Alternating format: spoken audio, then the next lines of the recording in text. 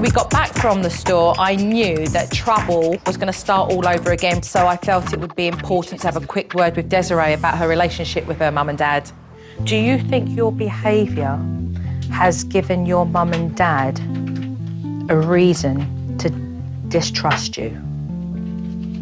My grades, they think that my grades are going down just because boys. What's the reason then that they went down? Because I don't do my homework. What is it that you actually need from your mum and dad? Trust. When your mum and your dad say things to you that are really awful. Yeah. It makes me feel like I mean nothing to them. Like, I'll drop a cup of water and she'll be like, "Are you stupid? Are you an idiot? What is your problem?" And I'll be like, "It was an accident." She's like, "Your whole life is an accident." I think it's a two-way street here. I think Desiree's got to recognise the importance of making better decisions so that she can earn her parents' trust, but at the same time, her parents can't hold grudge forever. Towards the end of the evening, Mum and Dad were settling into their daily routine. Dad lounging around. I gotta clean up, you gotta clean up. It made me wonder about their relationship, so I pulled Mum aside so I could have a word with her. What's the difference between the man that you married many years ago and the man that you have right now? I would say he doesn't appreciate me, he doesn't tell me he loves me, and he just takes me for granted. Are you still in love with this man? I love him, but I'm not sure if I'm in love with him. Then what do? Just coexist under one roof? And does it just continue to get worse and worse? What happens? Eventually we'll split. She's desperately wanting things to change, but doesn't know how to do that. And her family are being sacrificed. Jared, I'm actually going to make a move. I'm going to go home so that I can get back ASAP. I'm coming back tomorrow morning to talk to this family about the issues that I feel desperately need to be resolved. And I don't think that this family are going to like what they're going to hear.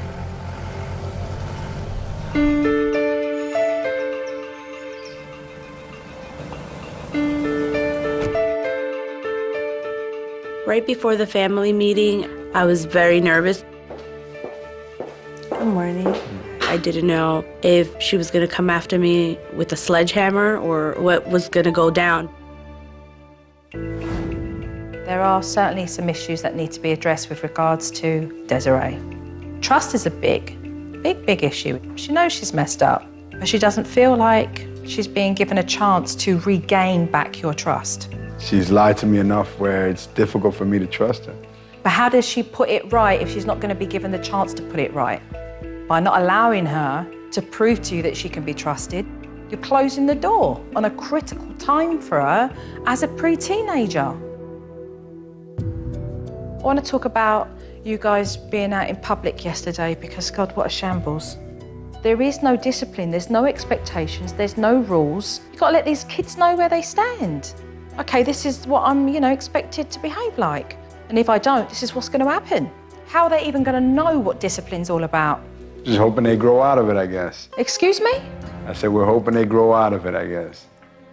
That is the most pathetic excuse I have heard all year.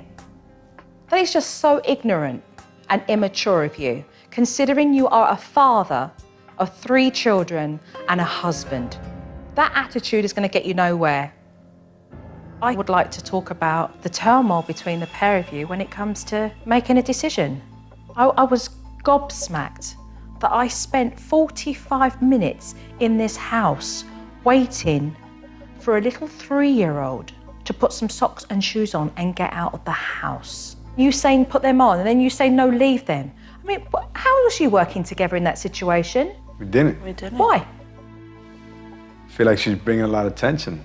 She's trying to hurry people. I get frustrated because I keep saying the same thing over and over and nobody does what I'm saying. And then you start to threat. I mean, I got a list here. When I break your teeth, it isn't going to be so funny. I'm going to karate chop you in your lip. Hurry up and get inside or the police will come and get you. There's a man over there who takes little boys who don't listen to their parents. He takes them into the kitchen, chops them up and cooks them and eats them. I find it disgraceful, quite frankly.